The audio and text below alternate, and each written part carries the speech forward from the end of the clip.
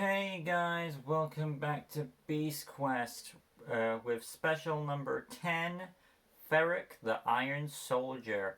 Very good special, probably one of the better ones of Beast Quest so far. I'm not going to say where it ranks on my special list, but it's up there.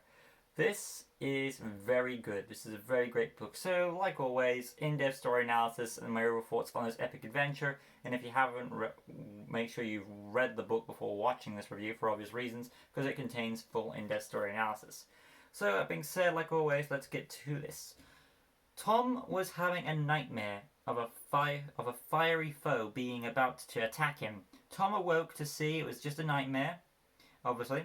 But after looking out his window, he noticed his Uncle Henry's forge was lit. So he and Eleanor investigated. They found out Henry was making a sword for Captain Hartman. But when Henry left, he revealed the true reason he was there was to deliver a message by Adaro to Tom. Adaro appeared via vision, and he normally does explain that he sensed a new evil that was planning to make, and the new evil was coming and was planning to make its move on Avantia. He had already sent Hartman's forces to patrol the south, east, and west, and he wanted Tom and Eleanor to track the north. Okay, Tom and Eleanor headed out with Hartman, but before they departed, Tom said goodbye to his aunt and uncle. Then he met the troop and Samuel, the son of the Master of Arms at Hugo's palace, who kept Tom's golden armor safe. I wasn't expecting the next special to still be focused on the young boys who had an impact on Tom's adventures, considering that was the last special. Anyway, Sam admitted he wasn't as skilled as the other soldiers, but he was still trying his best. He had been told by many that everyone believed Tom to be the greatest warrior ever since his recent passing of Tom's father, Taladon. So now we know that this takes place after Series 10. Eleanor quickly brightened the tone, and after a bit more pacing, Samuel had a sudden fall. So that's where we're up to it. We get introduced to Sam. He's a nice character. We get introduced a bit of Series 10 there. But we get, so, after Series 10, this special, it takes place after Series 10. We get introduced a bit about Sam's character and where he fits in. So that's nice. Yeah, pretty good so far. Tom and Anna called the others, explaining what happened, that Samuel had fallen, because, Sam recently fell off a cliff and down a hole, basically. But further examination revealed a ladder to be near the hole. However, it wasn't safe. Turns out this area was part of a mine for hundreds of years ago. Hartman explained the story's portrayal of monsters roaming down there. Maybe there was an evil there, maybe that was the evil they were told of. I should also mention there was a mention of portals prior. Perhaps Ferrok had taken a portal to enter into Avantia. Anyway, everyone made a makeshift rope and lowered Tom down to rescue Sam, who was revealed to be alive. He went down until he encountered a flood of spiders who was crawling all over his body. If they were poisonous, it could be Tom's end. Tom swiped the spiders away from him and managed to reach the bottom, where he found Sam. His ankle was broken, so he healed it with a green jewel when they attempted to escape. But then Sam fell back down, and then someone or something was blasting at them. Tom demanded they show themselves, but they didn't, of course. But it was clear someone or something else was down there with them. Tom was given a lantern from Eleanor and Hartman, along with a fresh new rope. While Tom went off to explore the cave, he came across an iron door, and it opened, revealing the new beast Ferrok. It seemed he wore a heavily armored suit, with molten lava coursing all through him. Tom was forced to make a retreat, and he warned everyone to get out of the way as Ferrok fired a fireball. Then Tom later understood it wasn't just armor. Ferrok seemed to be made of iron. Samuel quickly rushed over in an attempt to help Tom, but Tom begged him not to, and as punishment for trying to be brave, Samuel was hit by Ferrok's firepower, turning him into an Iron Knight, loyal to Ferrok. I kinda like this, because Ferrok gave Sam what he's always been wanting, to be a great warrior, so this could be interesting. Tom tried to reason with Sam, but it was no good. Sam was now more than a match for Tom. He made him get very angry on purpose, so he would stab him through the chest, which in turn made Ferrok angry and began rising his fire powers. Silver did something heroic, jumping down and saving Tom by luring both Sam and Ferrok after him. Basically Silver distracted Sam and Ferrok. After a bit of worry and waiting for Silver, Silver did return, badly injured. They quickly brought him and Tom up. There was barely time to attend to Silver as Ferrok and Sam arrived, turning all the cadets into Ferrok's army. Ferrok planned to attack Hugo's palace. Harkman rushed off to warn the palace with Storm, while our heroes did their best to fight the Iron Legion before Ferrok threw a net of fire over our heroes. They seemed to be trapped for the moment, but the net soon faded. After a small period of fighting, and Ferrok was about to summon his troops to finish them off, when Ferno arrived just in time, saving our heroes, leading to an epic duel between dragon and soldier. But as the fight progressed, Ferrok used his own army as a human shield. They crawled on his body so Ferno would not run the risk of harming them, as he carried his men to go after Harkman and Storm. Tom tended to Silver and Ferno and planned to ride on Ferno before Ferrok got to the palace. When Silver found a scroll message from Adaro, they opened it, revealing Vision Adaro, who explained they should speak in person. So Adaro teleported Silver, Eleanor, and Tom back to the courtyard, and he explained that Ferrok has a magic belt that can make iron, along with the fire powers. But this is a beast who is an evil beast known to do certain people's bidding. The Master of Arms revealed it was Petra who was behind all this, as he had her captive. Tom questioned what she was up to when the Master of Arms revealed she was trying to steal the golden armor.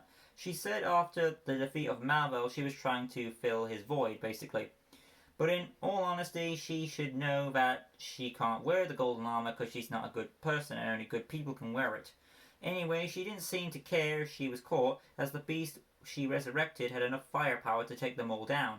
Anyway, Ferrok and his Iron Legion arrived before Harkman and Storm, which meant only one thing. That's right, it was revealed that those two, Harkman and Storm, were now a part of the Iron Legion.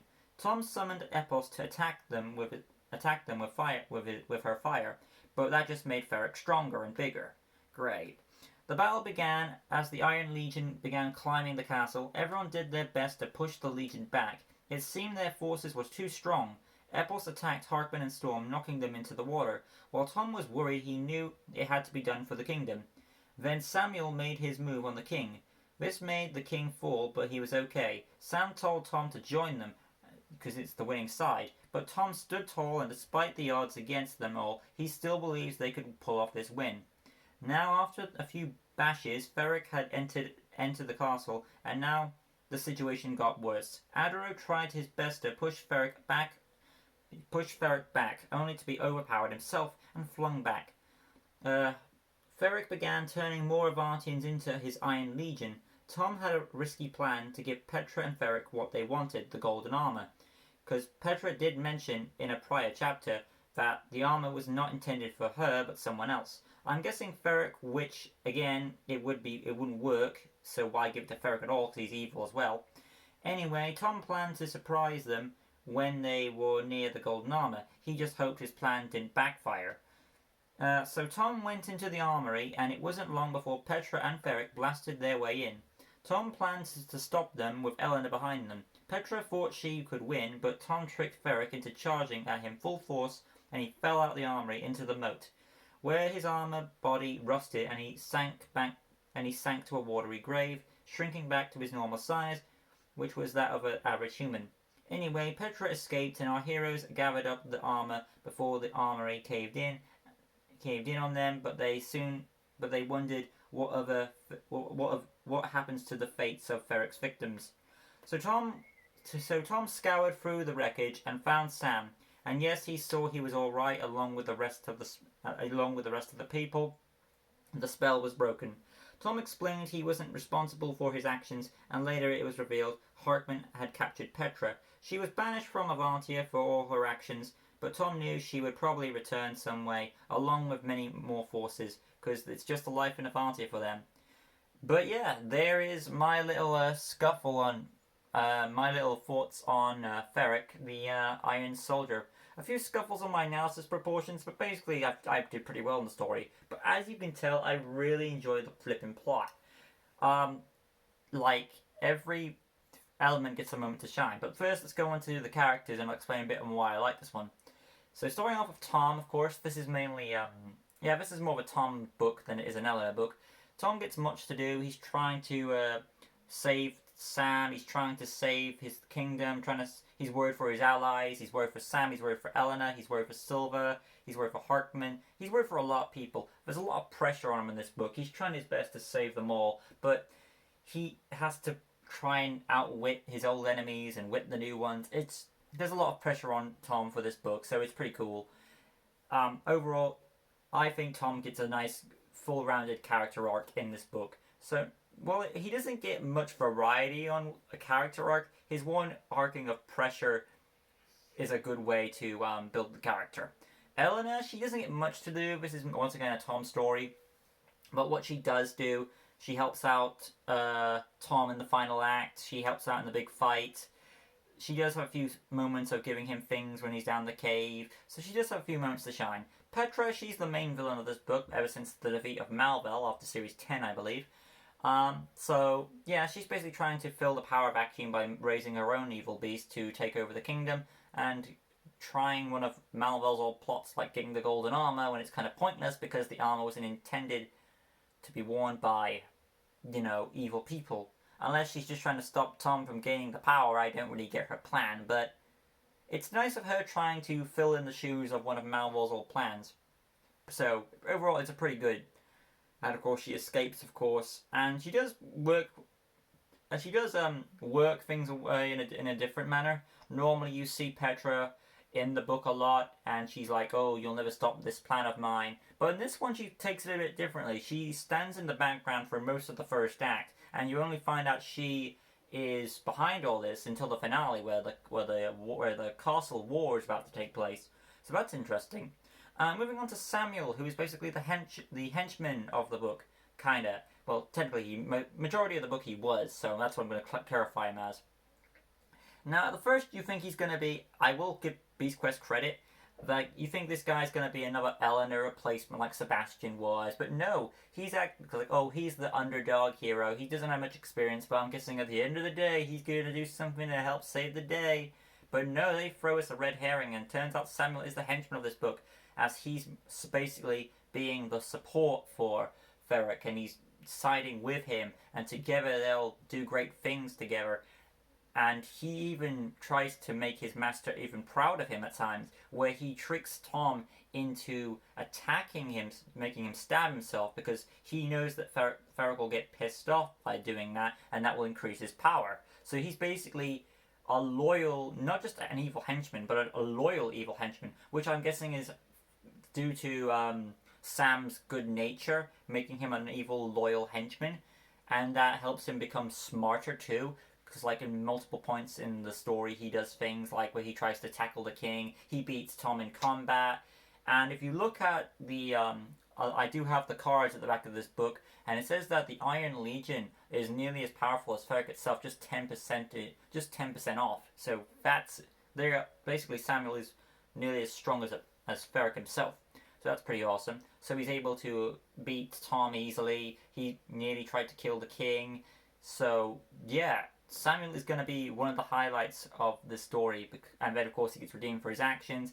It's like Nemeko, where Nemeko got redeemed like a better version, maybe a more fleshed out version of Nemeko, but it's been a while since I read that book.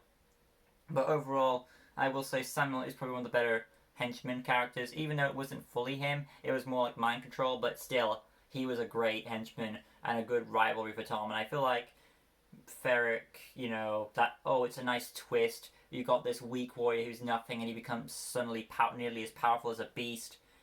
So that's just awesome that he finally gets the power he wanted. And I figure like a little bit more development could have been given to his character, where they could I'm finally strong now, I should stay this way and be with Ferrok.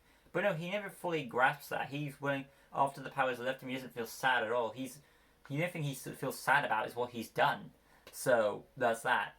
Overall, Simon is a great character. I really did like him. Moving on to the beast himself, Ferrok, who in turn is a great beast. He is a better version. He's like a better version of Rivera, but like Rivera can summon things like her cubs and make it an infestation virus. Like, oh, you get bit by one and then you become one. But this one, they act or Ferrok, I should say, his Iron Legion, what I call them, basically help benefit his plan. He uses them as human shields. And he's an interesting beast. He doesn't actually seem evil, and he probably is evil, but the way I got from the book is like, in one of his lines he says, of course this guy, and also another thing, this beast can speak good English too. But from what I got from his dialogue, he said in one of his lines that now we will go and take over. We, as in him and Sam. So he seems to be a loyal master. He doesn't seem to be backstabbing at all. And of course, we don't know what Petra's intentions are. But in Ferrok's intentions, he doesn't seem to be purely evil. He just wants to increase his forces and take over. And we never know who Ferrok was, unless he was like some sort of cursed knight or anything like that. But overall, he is up there on the special beast-wise, as he has this. He's got like fire powers, but when someone attacks him with fire, he grows in strength and size. He's got a body made of iron with lava and fire melting through it. His belt can produce iron. He's got a sword. He's got that armor look. He's got an intimidating face. You've got like a reference from Lord of the Rings with Adaro fighting him.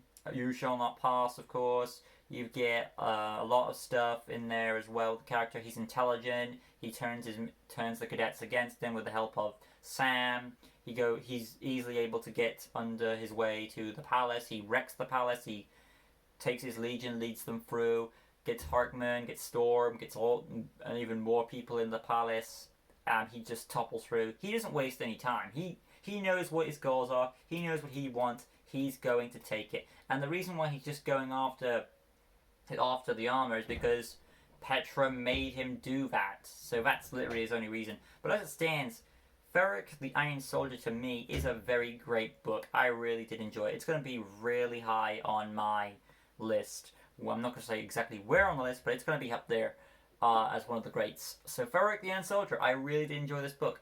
What do you think of it? Let me know. But that's all from me on this book review. I hope you guys enjoyed it. If you did, just know what to do. Smash the like button, subscribe, like good stuff. Hit the notification bell right in the corner down below so you can stay tuned for all LEGO DC Superheroes custom builds. And of course, Beast Quest content that is there as well as other stuff. That'll be all from me. Upcoming Q&A. Also, in the ways if you haven't already, make sure to put your questions in for the upcoming Q&A coming on July 16th. That'll be all from me. I'll see you guys next time where I'll be doing, of course, Victor the Deadly Archer. Just double checking that title. It is, yep, Victor the Deadly Archer is up next for the specials. That'll be all from me. Till next time, like always, peace.